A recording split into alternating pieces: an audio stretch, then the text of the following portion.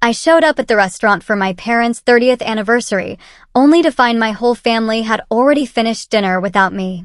Mom handed me a $1,000 bill like it was nothing. My sister smirked and said, "You're basically our ATM." Everyone laughed, but I quietly tore up the bill and walked out. 3 months later, the bank called me. Imagine sitting at your parents' anniversary dinner, watching them laugh and toast, only to have them slide a $1,000 bill across the table and tell you, with a smirk, that you're nothing more than the family ATM. That night was just the beginning of how deeply my own father would betray me, shattering everything I thought I knew about family love. My name is Cassandra, and I'm 34. As a freelance graphic designer in Seattle, I'm usually meticulous, but that rainy evening, I was running desperately late for my parents' 30th anniversary dinner. By the time I burst through the restaurant door, breathless and apologetic, my family was already finishing dessert, laughing without me. I forced a smile, clutching the gift bag with the matching Apple Watches I'd splurged on, trying to push down the familiar ache of feeling like an outsider. From the outside, my family always looked picture perfect. My dad, Jack, 58, built his career as a bank manager, always impeccably dressed in suits that cost more than my monthly rent. My mom, Eleanor, 56, was an accountant, meticulous with numbers and appearances. Then there was my older sister, Stephanie, 38, who had followed their golden path flawlessly, prestigious law school, partnership at a downtown firm by 35, perfect marriage to a surgeon, 2 photogenic children in private school. And then there was me, Cassandra, the family wild card.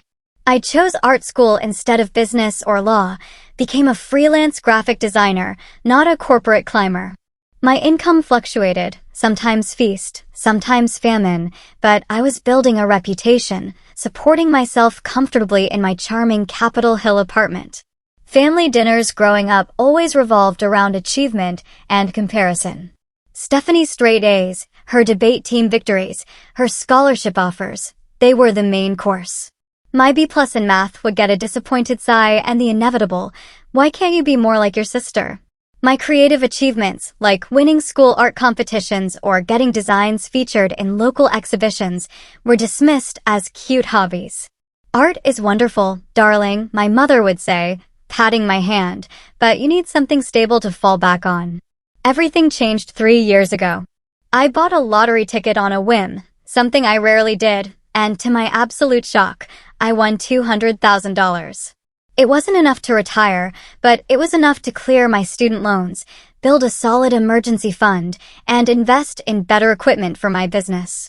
I'd planned to keep it private, but during a family dinner shortly after collecting my winnings, I made the mistake of mentioning it when my parents asked why I seemed less stressed. The dynamic shifted instantly. I was no longer the family disappointment. I was a potential resource. It started small. My father's car broke down. He needed a new one. "Just a small loan," he said. "I'll pay you back with my year-end bonus." $7,000 later, the bonus came and went with no mention of repayment. When I gently brought it up, he looked wounded. "We paid for your college, Cassandra. Family helps family." Then came my sister's request. My niece, Emma, wanted to attend a prestigious summer camp. For $1,000 that Stephanie and her surgeon husband somehow couldn't spare from their vacation fund. "It would mean so much to her," Stephanie cooed, "and it's not like you have kids to spend on." My mother needed a kitchen renovation. My brother-in-law needed investors. My nephew needed a new computer. With each request, the amount grew larger, and the pretense of repayment vanished entirely.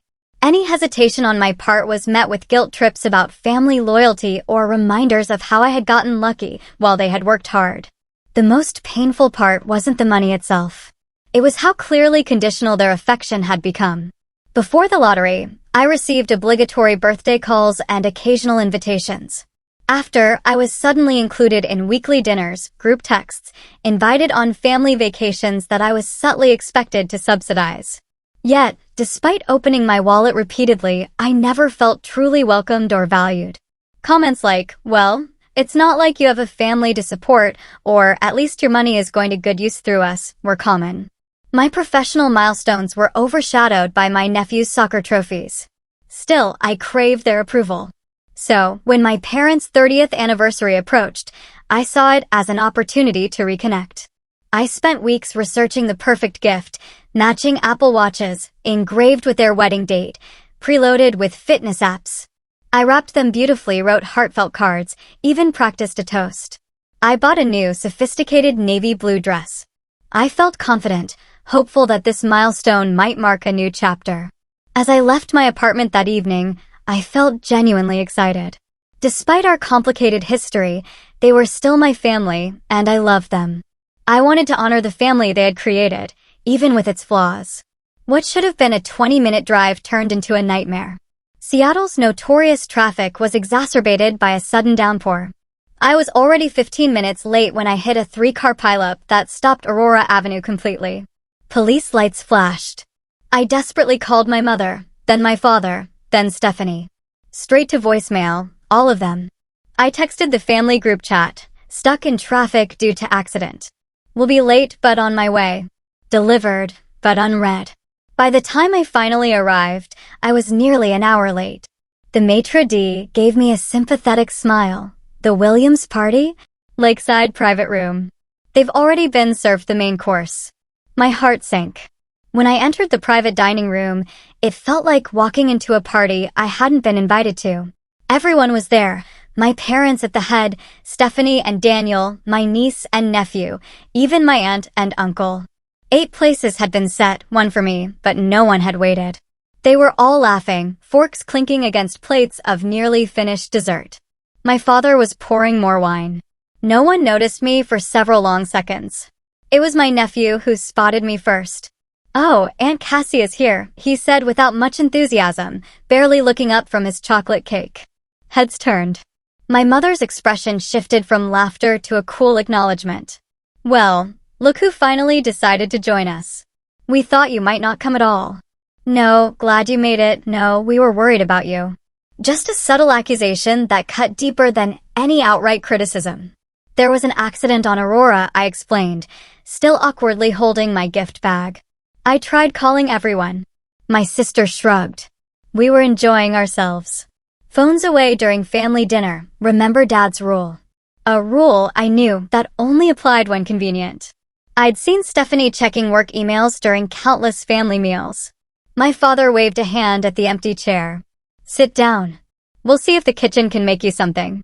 Quickly, I slid into the seat, noticing the empty bread basket and water glasses. No one had saved me any appetizers. No one had thought to order for me, despite knowing exactly what I always ordered at Canlis, their famous truffle pasta. "No need to trouble the kitchen," I said, forcing a smile. "I'm just glad to be here for the celebration." I pulled out the beautifully wrapped gift box with its hand-calligraphed card. "Happy anniversary, Mom and Dad. 30 years is an amazing accomplishment." My mother took the box with a polite thank you and set it aside without opening it.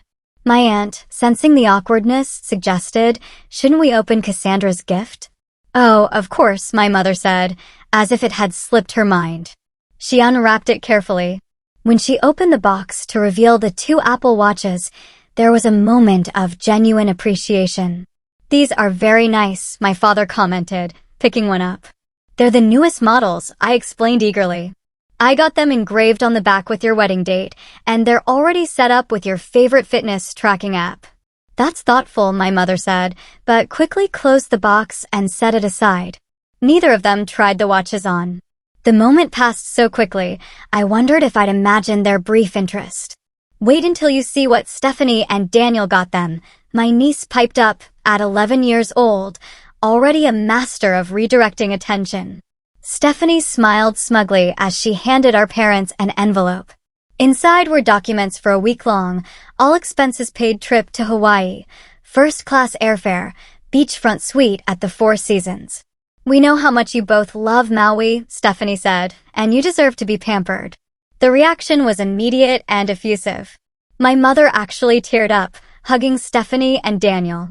My father clapped his son-in-law on the shoulder with a hearty, "This is incredible, son." For the next 15 minutes, conversation revolved entirely around the Hawaii trip. My gift sat forgotten on the side table. That's the difference between having a real career and just doing freelance work, my sister's husband said in what he probably thought was a quiet aside to my father, but his voice carried clearly. When you make real money, you can do real gifts. No one contradicted him. My mother simply nodded in agreement while showing my aunt resort photos on her phone. I sat silently, picking at the dessert someone had belatedly thought to offer me. The chocolate mousse tasted like ashes in my mouth. As the excitement over Hawaii finally began to wane, my mother reached for her purse and pulled out a folded piece of paper. At first, I thought nothing of it. Before I forget, she said, her voice taking on a practical tone that immediately put me on edge. She unfolded what I now saw was a restaurant bill, smoothing it flat against the white tablecloth. We need to settle the dinner check. My father nodded. Quite a celebration we've had, he said proudly. I glanced at the total, $1,000. Even for Canlis, it seemed excessive for 8 people. We reserved the private room and ordered the premium wine pairing, my mother explained, noticing my expression. And of course, we had to order the full tasting menu for everyone. Then she did something that left me momentarily speechless. She slid the bill across the table, directly to me. We thought you might like to take care of this, Cassandra, she said with a smile that didn't quite reach her eyes. Since you missed most of the dinner, it would be a nice way for you to contribute to the celebration. I stared at the bill, then back at my mother, waiting for someone to laugh, to say it was all a joke. No one did. Instead, an expectant silence filled the air. You want me to pay for a dinner I barely attended? I finally managed to ask, my voice smaller than I intended. Well, we did reserve a spot for you, my father pointed out, as if that explained everything. The restaurant charges by the person, and we had to pay for your place setting even though you were late. Plus, it's not like you have other expenses, my mother added. No children to feed, no mortgage. Before I could respond, my sister Stephanie let out a short laugh. Oh, come on, Cassie. Don't act so surprised. You've always been our family ATM since you won that money. Why stop now? The table erupted in laughter. Even my niece and nephew joined in, though I doubted they fully understood the joke. My brother-in-law raised his wine glass in a mock toast. To Cassandra's good fortune, which we all get to enjoy. More laughter, more clinking glasses. I sat frozen. The $1,000 bill before me suddenly blurred as I fought back tears. 3 years of similar moments flashed through my mind. The loans never repaid, the gifts I was expected to provide, the vacations I had subsidized. Each request had been dressed up as a special circumstance, a one-time need, a family obligation. But Stephanie's casual comment had stripped away the pretense, revealing the brutal truth. I had been an ATM to them. I was not a daughter or a sister. I was a convenient source of funds. Remember when she paid for Emma's entire summer camp without even hesitating? My mother reminisced, as if I weren't sitting right there.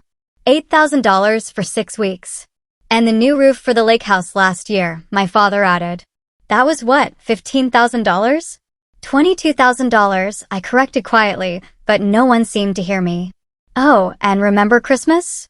Stephanie continued, warming to the theme. When she got everyone those ridiculously expensive gifts and all we had for her was that scarf from Nordstrom Rack? My aunt at least had the decency to look uncomfortable. Perhaps we should change the subject, she suggested. But my mother waved her concern away. Oh, Cassandra knows we're just teasing. She's happy to help the family. Right, dear? All eyes turned to me expectantly, not with gratitude or affection, but with entitled anticipation. I could see it clearly now. They were waiting for me to play my assigned role, the golden goose, the family ATM.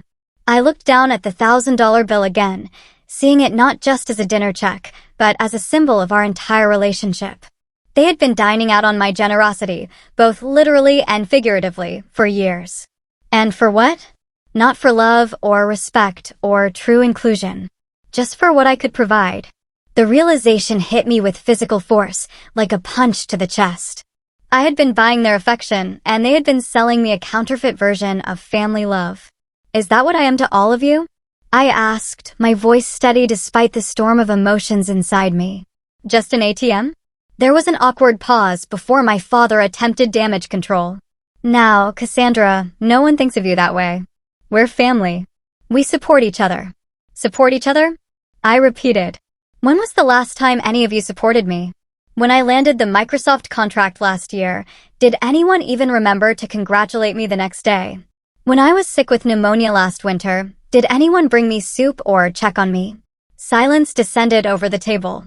My mother fidgeted with her napkin. My sister suddenly became very interested in her wine glass. I thought so, I said softly. It only goes one way, doesn't it?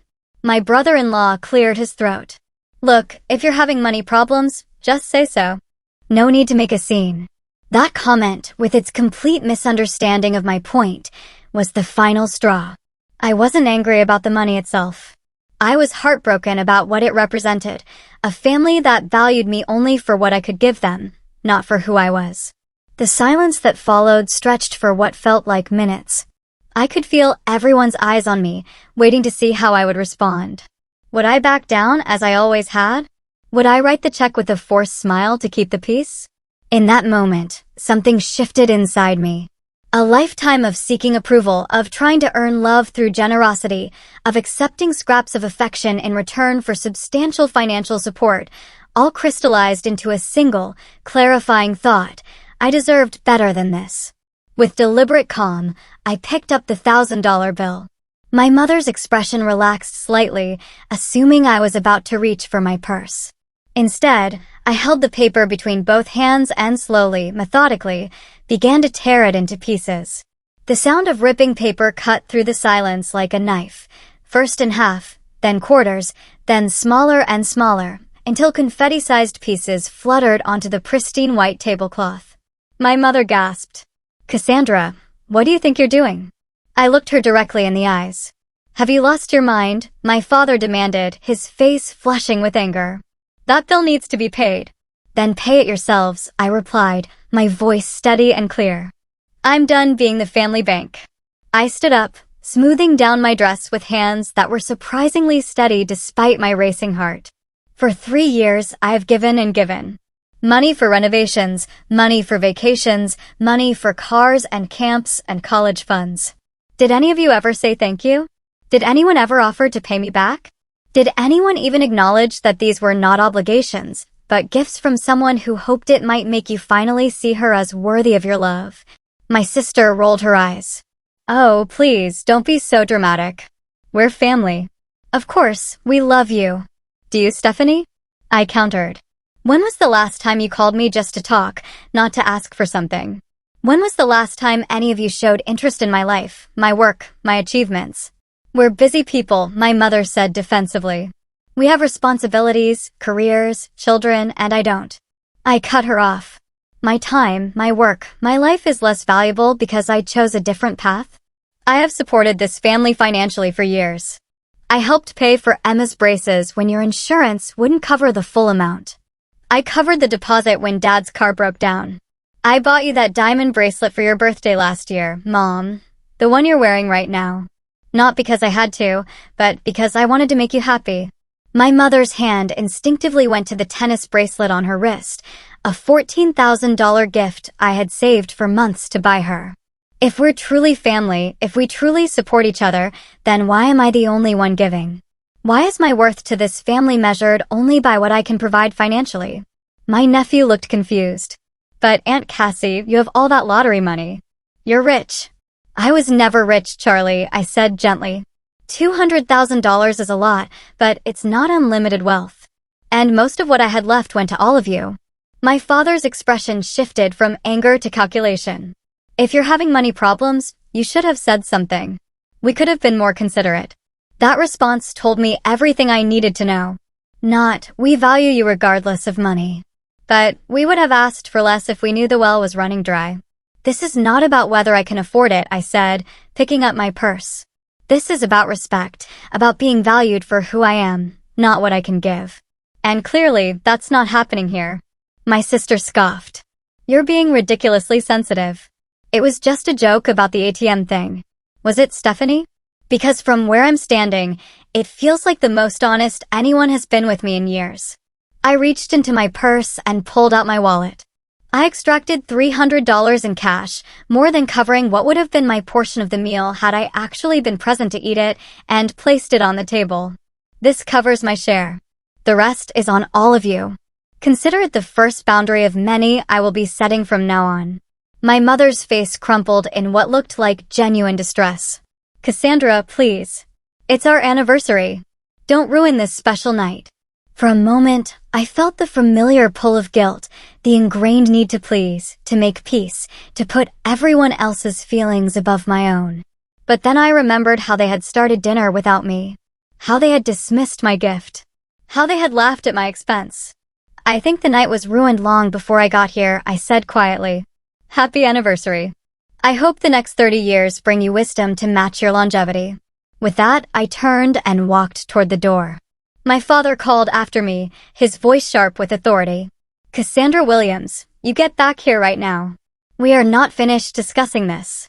I paused at the doorway, looking back one last time at the family tableau, my parents' angry faces, my sister's contemptuous eye roll, my brother-in-law's smirk, my niece and nephew's confusion, my aunt and uncle's uncomfortable silence. Actually, Dad, I replied, I think we are. And then I walked out, each step feeling simultaneously like the heaviest and lightest movement of my life. Heavy with the finality of what had just happened, light with the sudden, unexpected liberation of speaking my truth. As I drove home through the rain-slicked streets of Seattle, tears streamed down my face. But they weren't entirely tears of sadness. There was relief there too. And something else I hadn't felt in a long time when thinking about my family, pride. Pride in finally standing up for myself, in refusing to be defined by their limited perception of my worth. By the time I reached my apartment, I felt both emotionally drained and strangely energized. I kicked off my heels, poured myself a glass of wine, and sat by the window, watching the city lights shimmer through the rain. For the first time in years, I felt truly seen by my family, even if what they saw was someone they couldn't manipulate anymore. I raised my glass in a solitary toast. To boundaries, I whispered to the empty room. And to whatever comes next. The 3 months following that fateful anniversary dinner were both the most difficult and most transformative of my adult life. I maintained complete radio silence with my family. It was simultaneously painful and liberating. The first few weeks were the hardest, filled with moments of doubt and waves of guilt that would wash over me unexpectedly, usually late at night. Had I overreacted? Was tearing up the bill childish? These questions plagued me, along with the deeply ingrained belief that turning away from family, no matter how toxic, was somehow fundamentally wrong. My phone became both a source of anxiety and disappointment. Sometimes it would light up with texts or calls from my parents or Stephanie, and my heart would race with hope that perhaps there would be an apology, an acknowledgement, a desire to make amends. But each message followed the same pattern. No recognition of what had happened, no accountability for their behavior. Just attempts to pull me back into the old dynamic. From my mother, your father and I are considering renovating the lake house kitchen. Since you have such good taste, we thought you might want to contribute to the new appliances. Call me back. From Stephanie, Emma's birthday is next month. She wants that expensive drawing tablet, the one you mentioned once. I told her you'd probably get it for her. Let me know. From my father, the Hawaii trip is coming up. Your mother thought you might want to send us some spending money as an anniversary gift since you ruined the dinner. Think about it. Each message confirmed that I had made the right decision. Yet, they still stung. They showed me just how deeply entrenched the pattern was, how my family saw me primarily as a resource rather than a person with feelings and boundaries. Rather than sinking into isolation, I channeled my energy into rebuilding my life on my own terms. I took on new design projects that challenged me creatively, pushing myself to grow professionally. I joined a local art collective where I met other creative professionals who valued my input and respected my work. Most importantly, I started seeing a therapist, Dr. Leanne Matthews, who specialized in family dynamics and boundary setting. Our weekly sessions became an anchor in my new reality, a safe space to unpack decades of emotional manipulation and conditional love. What you are experiencing is grief, Dr. Matthews explained during one particularly difficult session. Not just for the relationship you have lost, but for the relationship you never had and always wanted. Those words hit home in a profound way. I was mourning the family I had always hoped we could be, the love I had tried to buy but could never truly obtain. Family relationships shouldn't be transactional, she continued. Genuine love doesn't come with a price tag. We worked together on exercises to help me recognize my own worth independent of external validation, to understand that setting boundaries was not selfish, but necessary for healthy relationships. I learned to identify the difference between guilt as a manipulation tool and genuine remorse as a catalyst for change. My mother left voicemails that veered between guilt tripping, "I can't believe you would treat your own mother this way after all I've done for you," and angry accusations, "You always were the selfish one, even as a child." My sister's tactics were more direct, "You're being ridiculous, Cassie." So we made a few jokes about money. Get over yourself and grow up. Not once did any of them say, "I'm sorry," or "I miss you," or "What can we do to make this right?" Their concern seemed focused entirely on the loss of what I could give them, not the loss of me as a person they loved. Around this time, I met Grace Chin at one of the art collective's community events. She was a photographer who had recently moved to Seattle from Chicago, and we bonded over shared creative frustrations. When I cautiously shared some of what I was going through with my family, expecting the usual platitudes about blood being thicker than water, her response surprised me. "My parents tried to control me through money for years," she said matter-of-factly. "They paid for my college on the condition that I studied business instead of photography. When I finally changed my major in junior year, they cut me off completely. No warning, no discussion, just financial abandonment." "What did you do?" I asked, amazed by her calm recounting of something so painful. "I got 3 jobs, took out loans, and finished my degree. It was the hardest thing I've ever done, but also the most important. It taught me that their money was never support, it was control." Grace became a crucial part of my support system. Someone who understood firsthand the complicated intersection of family and finances. Unlike well-meaning friends who would insist, "But they're your family," as if that excused all behavior, Grace recognized the difference between healthy family bonds and emotional manipulation. "The question is not whether you should forgive them," she told me during one of our long conversations. "The question is, what would that forgiveness look like? Does it mean going back to the way things were, or creating something new with clear boundaries?" Her perspective helped me see my situation with greater clarity. I didn't have to choose between cutting my family off forever or returning to being their financial safety net. There was potential for a middle path, but it would require them to recognize the problem and be willing to change. As the weeks passed, I found myself growing stronger and more centered. The guilt that had initially consumed me began to recede, replaced by a quiet confidence in my decision. I started sleeping better, waking without the immediate weight of family obligation pressing on my chest. I rediscovered old passions, took a ceramics class, went hiking with new friends, and even started dating again. My life was becoming my own in a way it never had been before, shaped by my choices rather than by the expectations and demands of others. There was loneliness sometimes, particularly during holidays or when I would see families laughing together in restaurants or parks. But it was a clean loneliness, uncomplicated by manipulation or conditional acceptance. By the 3rd month of my self-imposed family exile, the constant barrage of calls and texts had slowed to a trickle. Perhaps they had finally accepted that I was serious. Or perhaps they had simply found other sources of financial support. Whatever the reason, I was grateful for the respite, for the chance to continue healing without constant reopening of the wound. And then, on an ordinary Tuesday morning, as I sat at my desk working on a brand design for a new client, my phone rang with a number I didn't recognize. Little did I know, this call would force me to confront my family situation in a way I never could have anticipated. "Is this Cassandra Williams?" The voice on the other end of the line was professional, with a note of gravity that immediately put me on alert. "Yes, this is she," I replied cautiously, saving my design work and giving the call my full attention. "This is Thomas Brennan, Senior Credit Manager at First Security Bank. I need to speak with you regarding some unusual activity on your accounts." Do you have a few minutes to discuss this matter privately? My stomach dropped. Had I been hacked? With all the other stress in my life, financial fraud was the last thing I needed. Yes, of course, I said, moving from my desk to the living room sofa for more comfort. What kind of unusual activity are we talking about? There was a brief pause before Mr. Brennan continued. Miss Williams, our fraud detection system flagged an attempt to open a new credit account in your name. The application was submitted last Thursday with your social security number, date of birth, and other personal information, but certain discrepancies triggered our security protocols. I haven't applied for any new credit accounts, I confirmed, my anxiety rising. Was someone trying to steal my identity? That appears to be the case, he replied. However, this situation is somewhat delicate. Our investigation indicates that the application was submitted by someone you know.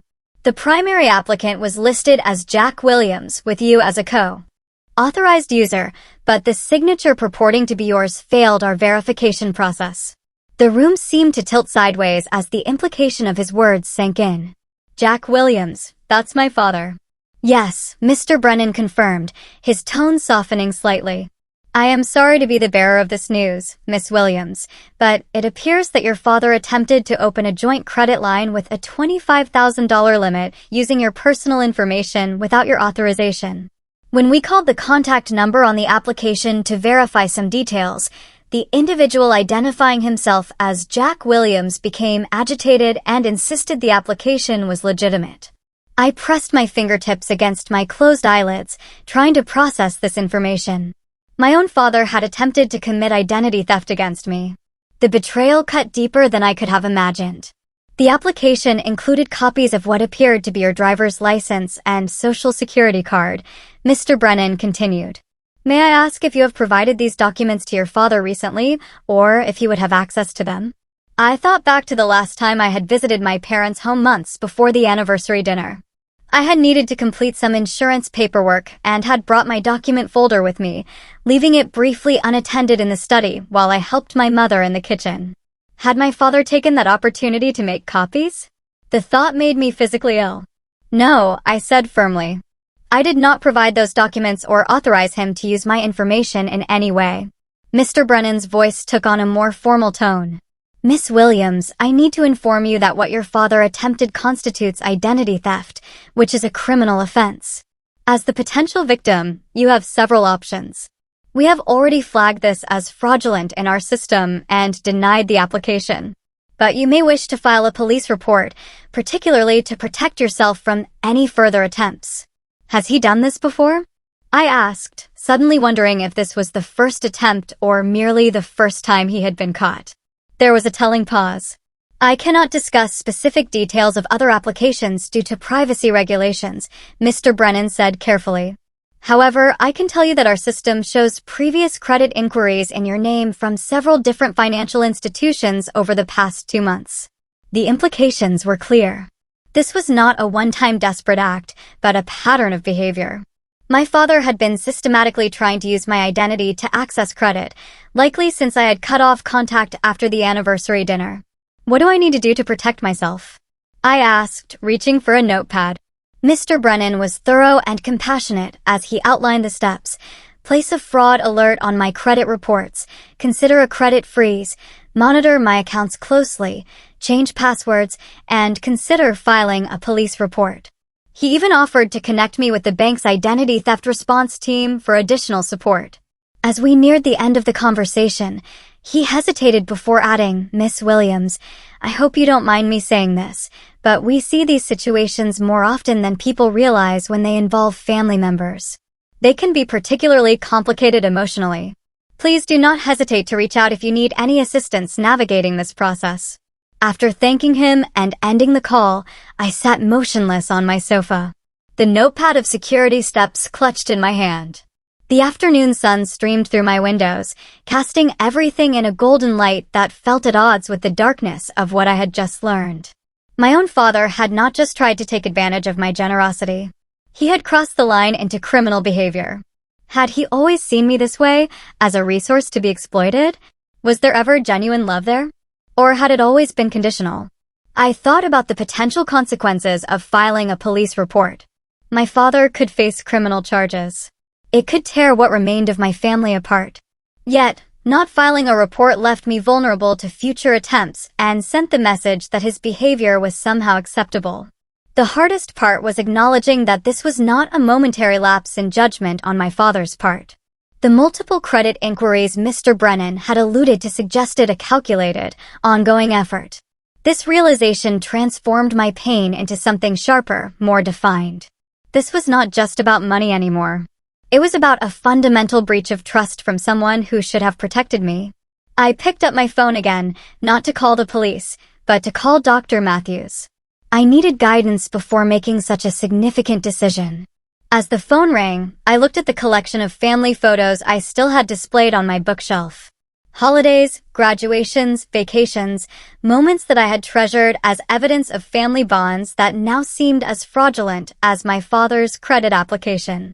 Whatever decision I made next would irrevocably change those relationships. There would be no going back to pretending everything was normal, no sweeping this under the rug with an awkward apology at Thanksgiving dinner. The thought was both terrifying and strangely freeing. My therapist answered on the third ring. Dr. Matthews speaking. It's Cassandra, I said, my voice steadier than I expected. Something has happened with my father, and I need to talk through my options. As I began to explain the situation, I realized I was entering yet another phase of this painful journey with my family. But for the first time, I was approaching it with clear eyes, free from the fog of guilt and obligation that had clouded my judgment for so long. After lengthy discussions with Dr. Matthews and careful consideration of all my options, I made a decision that honored both my need for self-protection and my complicated feelings about my family. I would not file criminal charges against my father, but I would take every other possible measure to protect myself and establish unbreakable boundaries. I started by putting a complete freeze on my credit at all 3 major bureaus, making it impossible for anyone, including my father, to open new accounts in my name. I changed all my passwords, set up fraud alerts, and even went so far as to have my mail delivered to a private post office box rather than my apartment. Then came the hardest part, confronting my family with what I knew. Rather than calling or meeting in person, which would have given them the opportunity to manipulate the narrative through tears or accusations, I wrote a detailed email and sent it to my parents, my sister, and my aunt and uncle, laying out exactly what had happened. I have recently discovered that Dad attempted to commit identity theft by opening credit accounts in my name without my knowledge or consent, I wrote. This is not only a profound betrayal of trust, but also a criminal act. While I have chosen not to press charges out of consideration for our family, I want everyone to understand that this crosses a line that cannot be uncrossed. I am implementing complete financial protection measures and will have no further contact with anyone who minimizes, excuses, or enables this behavior. The responses came quickly and followed predictable patterns. My father sent no reply at all. My sister responded with defensive anger, accusing me of exaggerating and attempting to destroy the family over a simple misunderstanding. My aunt expressed shock and sympathy, but urged reconciliation for the sake of family harmony. My mother's response, however, was unexpected. 3 days after my email, she called. I nearly didn't answer, but something told me to take the call. Cassandra. Her voice sounded smaller than I remembered, lacking its usual authoritative tone. Can we meet? Just you and me, please. Against my better judgment and Dr. Matthews' cautious advice, I agreed to meet her at a coffee shop near my apartment, a public place where I could leave easily if things went south. I arrived early, chose a table with a clear path to the exit, and ordered a latte I was too nervous to drink. When my mother walked in, I was struck by how much she had aged in just 3 months. Her typically immaculate appearance seemed slightly disheveled, her posture less confident. She spotted me and made her way over, hesitating before sitting down opposite me. Thank you for meeting me, she began, folding and unfolding a napkin nervously. I know you have every reason to refuse. I waited silently, determined not to make this easier for her. What your father did was wrong, she said, finally meeting my eyes directly. I want you to know that I had no idea he was doing this. I would never have condoned it. But you condoned treating me like a bank account for years, I replied evenly. You participated in it, encouraged it, laughed about it at the anniversary dinner. She flinched at the reminder, but didn't deny it. Yes, she admitted softly. I did. We all did. And I am sorry, Cassandra. Truly sorry. The apology I had waited years to hear almost didn't register at first. I had become so accustomed to excuses and deflections that sincerity caught me off guard. Your father has a problem, she continued. He has been gambling for years, something I tried to ignore because it was easier than confronting it. The nice lifestyle, the renovations, the vacations, all of it has been built on sand. We are deeply in debt. Have been for years. And it has only gotten worse since you stopped helping. Helping? I repeated. Is that what you call it when you treat your daughter like an ATM? She winced. You're right to be angry. We took advantage of your generosity and love. When you won that money, we saw it as a solution to our problems rather than what it actually was, your opportunity for financial security. As my mother continued to talk, a fuller picture emerged. My father's gambling had spiraled out of control. They had remortgaged the house twice. Credit cards were maxed out. The successful image they had maintained, the one I had always felt pressured to live up to, was a complete facade. Why are you telling me this now? I asked. Are you hoping I'll bail you out again? She shook her head firmly. No. I'm telling you because you deserve the truth. And because I want to apologize for how we have treated you, not just recently, but for years. We measured your worth by the wrong metrics, Cassandra. We failed to see and appreciate the amazing woman you have become. Tears formed in her eyes, but unlike the performative emotion I had seen so often, these seemed genuine. I don't expect forgiveness. I just want you to know that I am getting help. I've joined a support group for families affected by gambling addiction, and I'm learning a lot about codependency and enabling. I'm trying to convince your father to get help too, but he's not ready yet. And Stephanie? I asked. Does she know about all this? I tried to talk to her. My mother sighed. She doesn't want to hear it. She has built her life around the same illusions we created. Acknowledging the truth would mean facing some uncomfortable realities about herself and her choices. We talked for nearly 2 hours that afternoon, not just about the recent events, but about patterns that had been established throughout my childhood, the constant comparisons, the conditional approval, the emphasis on appearance over substance. For the first time, my mother listened more than she spoke. And when she did speak, it was without the defensive justifications I had come to expect. Before we parted, I made my position clear. I am willing to have a relationship with you, Mom, but it will be different from before. I will not provide financial support of any kind. That boundary is non-negotiable, and I need time and space to see if the changes you're describing are real and lasting. She nodded, accepting these terms without argument. I understand. And your father? I continued. I cannot have any contact with him right now. What he did was not just hurtful, it was criminal. He violated my trust in a fundamental way. Maybe someday, if he gets help and makes amends, that might change, but not now. The months that followed were a gradual process of rebuilding on new foundations. I maintained my boundaries firmly, but allowed my mother limited contact through weekly phone calls. I helped her find resources for financial counseling and support groups, but made it clear that I would not be contributing to their financial recovery. That was a journey they needed to make on their own. My sister eventually reached out after our mother's intervention, though her version of an apology left much to be desired. I still think you overreacted, she said. But maybe we were a bit thoughtless about the money stuff. It was a start, if a small one. A year after the anniversary dinner that had changed everything, I found myself in a different place, both literally and figuratively. I had moved to a new apartment in a different neighborhood, expanded my design business to include more fulfilling creative projects, and built a circle of friends who valued me for who I was, not what I could provide. My relationship with my family remained complicated. My father eventually entered treatment for his gambling addiction, and while I maintained my distance, I didn't stand in the way of his recovery. My mother and I established a more honest relationship, though the closeness we had once shared remained elusive. Stephanie and I settled into a cordial but distant dynamic, connecting mainly through occasional texts and obligatory holiday wishes. The most profound change, however, was within myself. I had learned to value my own worth independent of others' validation.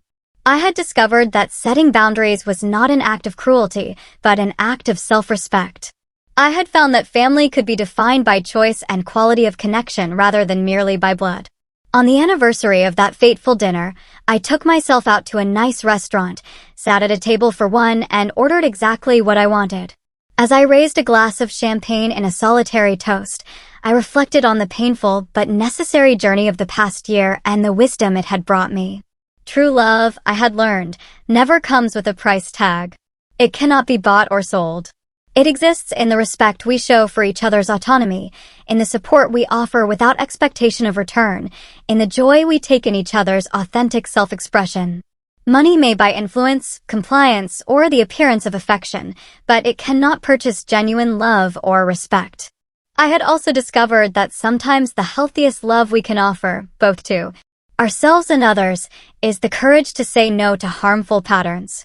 Setting boundaries is not about punishment, but about creating space for healthier relationships to potentially grow.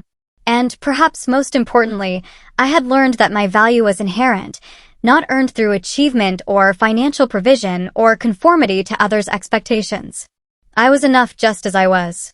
As I finished my meal and prepared to head home, I thought about how I would end this chapter of my story, not with bitterness over what had been lost, but with gratitude for what had been gained. Self-knowledge, authentic connections, and the freedom to write the next chapters on my own terms.